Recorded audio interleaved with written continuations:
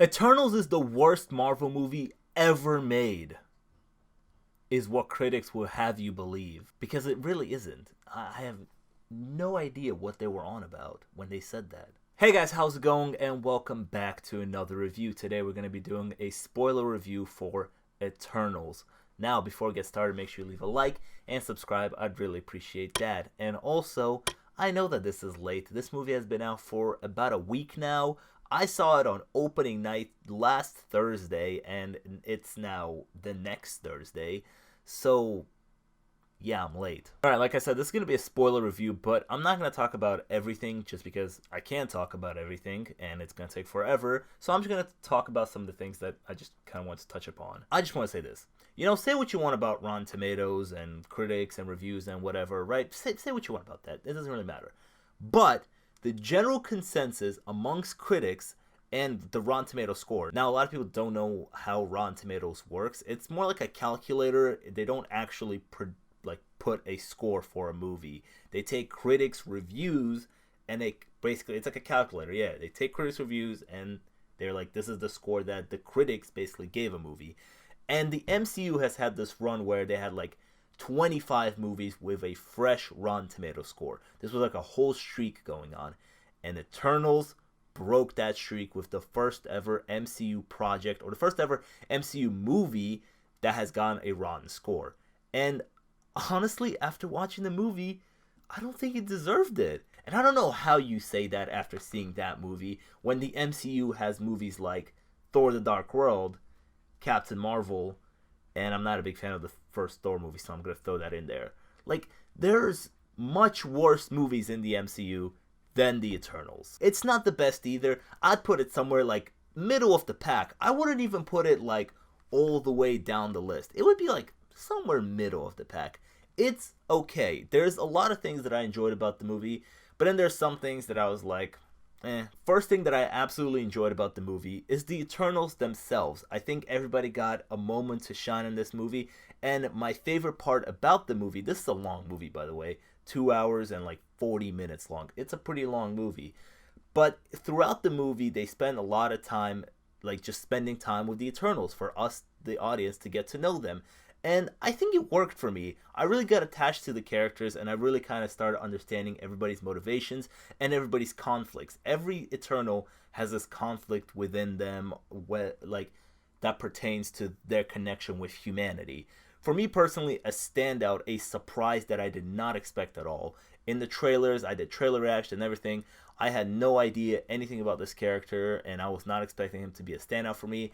But Druig was a standout for me basically because of his ideology and his conflict with his powers and what he can do with humanity. When he's in that temple and he's breaking it down to Ajak, Selma Hayek's character, he's telling her how, listen, like, I have these powers where I can stop people from killing each other, but you're not letting me, like, our mission's not letting me, like, it's hurting me. Like, I really felt there for him. I really loved that. I love the complexity of that, where he has this power, he can stop war, he can stop violence, but they're like, hey, war, violence, it's human evolution, they have to go through this.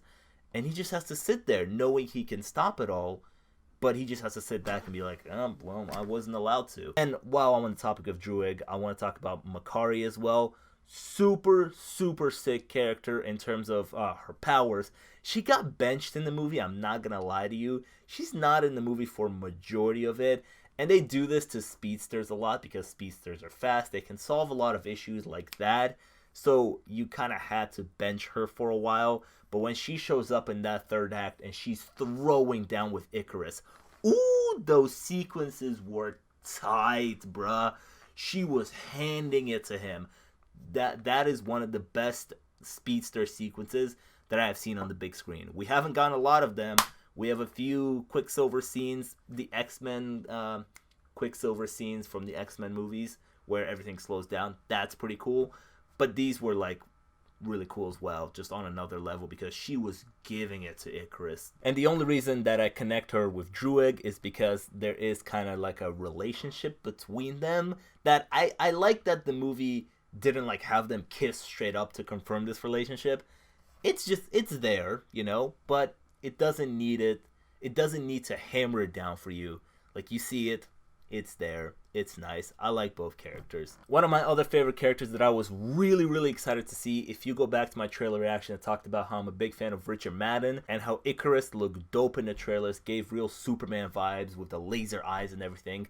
His action sequences were also dope. He's flying through the air, shooting lasers out, and he also had this kind of conflict within him where out of the group, he is the soldier. They made it a point where throughout the whole movie, all the Eternals around him are always telling him, hey man, you're the strongest, you know? You're the leader. Or they're always like, hey, you should be the leader because you're the strongest one. We trust you because you are the strongest one. You're the strongest one. We believe in you. And I like that they did that because then in the third act, when it turns out that Icarus is the one that killed Ajax and he's the one that's devoted to the mission and he's going to go up against all of our other Eternals, he's that much more menacing because of the fact that they kept on hammering that fact home that he is the strongest of them all.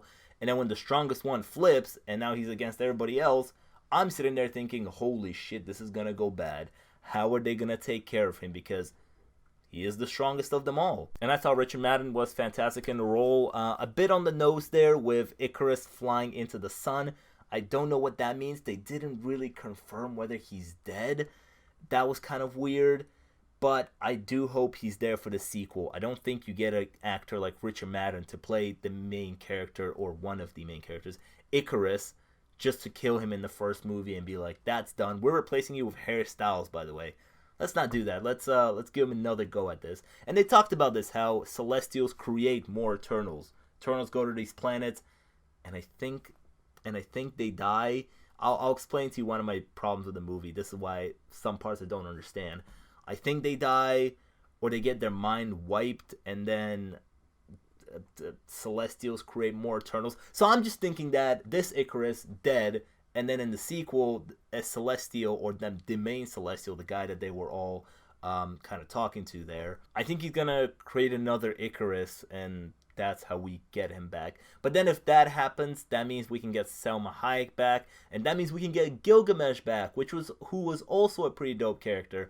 I liked his relationship with Angelina Jolie, and just his action sequences were also really cool. His strength, just the force of his strength, was really displayed on screen.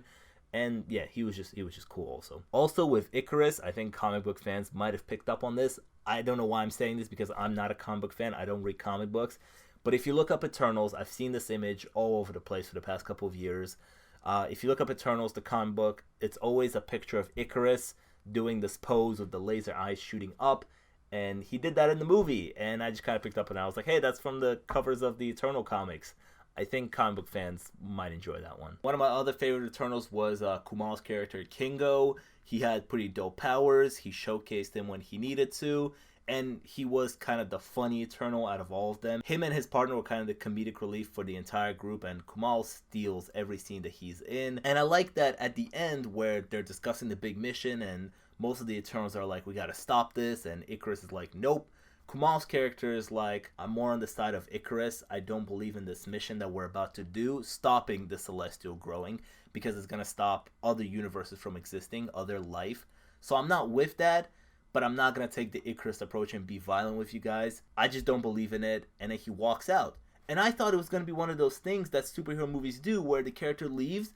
And then in the dire moment when he's needed for help, he's going to show up out of nowhere and be like, you know what, I changed my mind.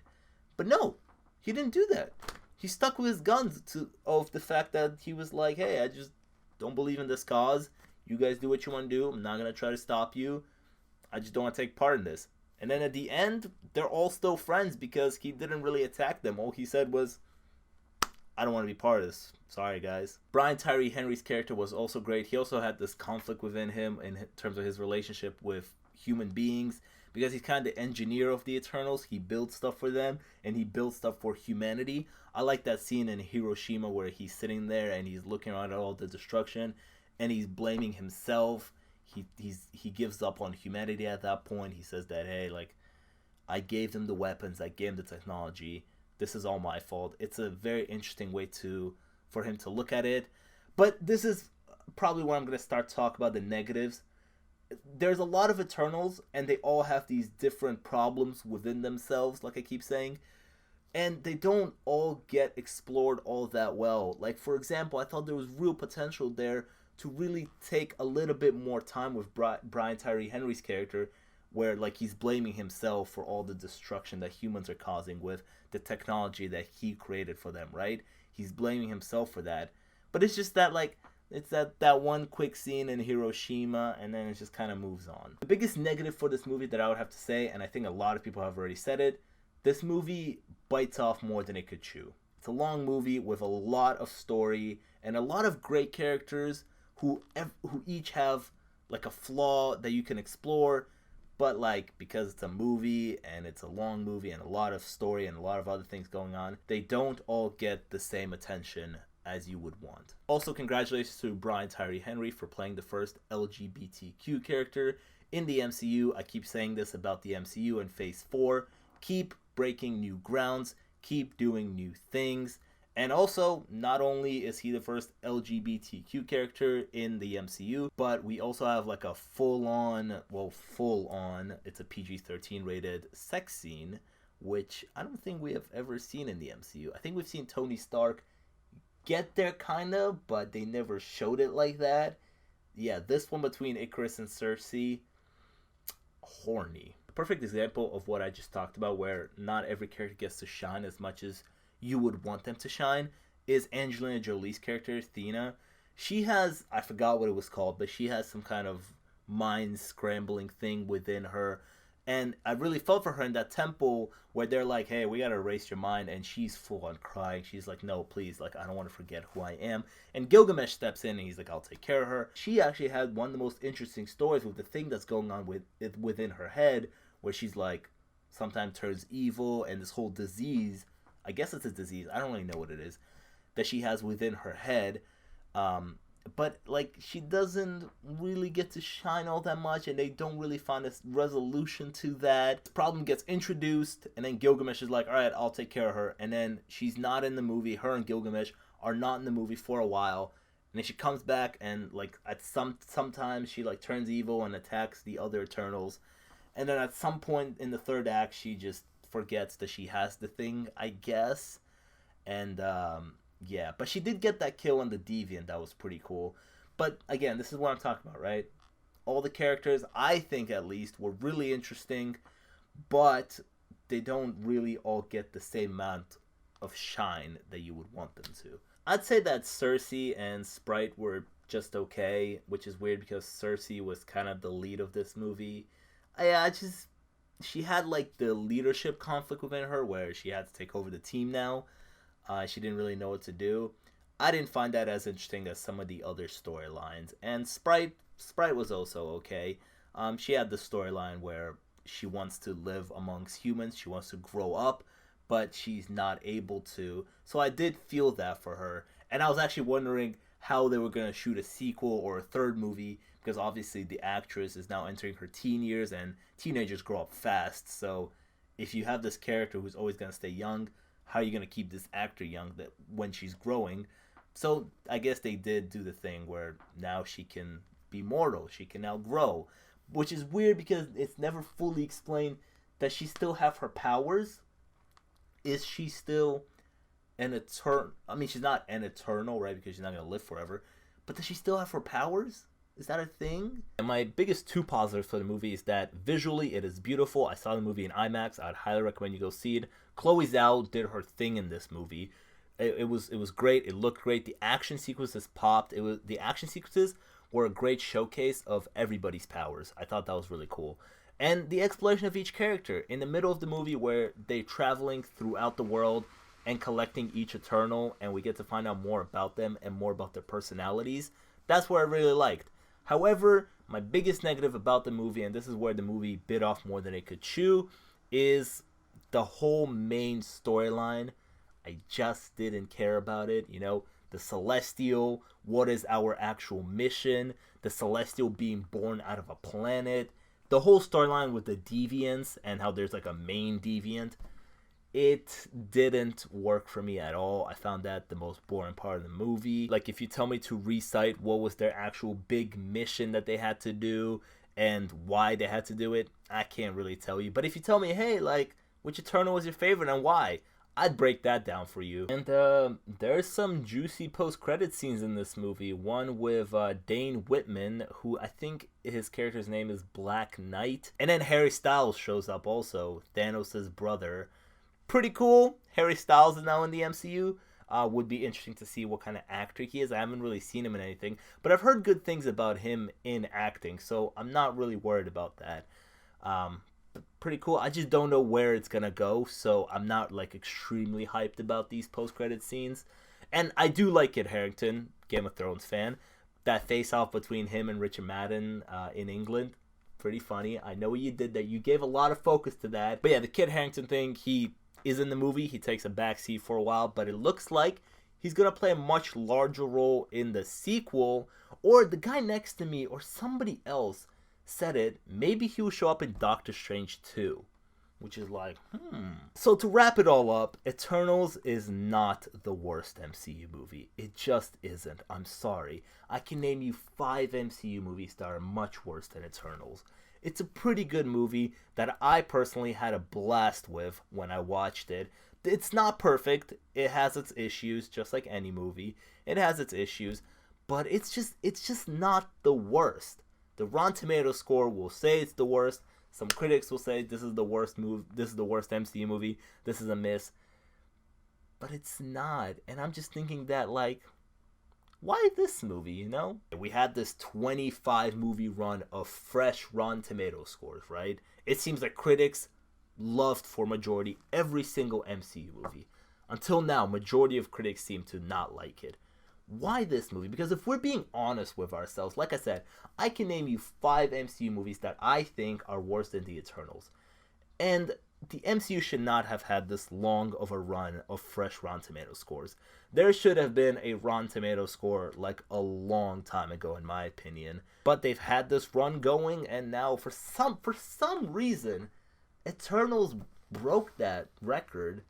And I know I keep mentioning the record, and some of you are like, oh, I don't care about Rotten Tomatoes' record. It's just the easiest way to say that for some reason, majority of critics seem to not like this movie, but all the other movies that were sometimes bad for the MCU, they seem to like.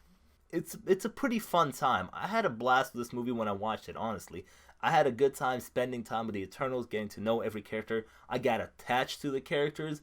It's just my biggest problem is the main story, and the movie is really long with a lot of story, and some of it doesn't get to shine as much as you would like it to, and some things don't get fulfilled fully. Let me know down in the comments, what did you think about Eternals? Is this the worst MCU movie? Which, again, I don't think it is. I don't think it's the best. I think it's just somewhere middle of the pack. Just throw it in there somewhere. My camera just died, and I was doing the outro. It literally just died. So you're going to have to look at this picture because I'm not putting in a new battery just to finish this. Make sure you leave a like and subscribe. I'd really appreciate that. And I'll see you guys next time. Peace.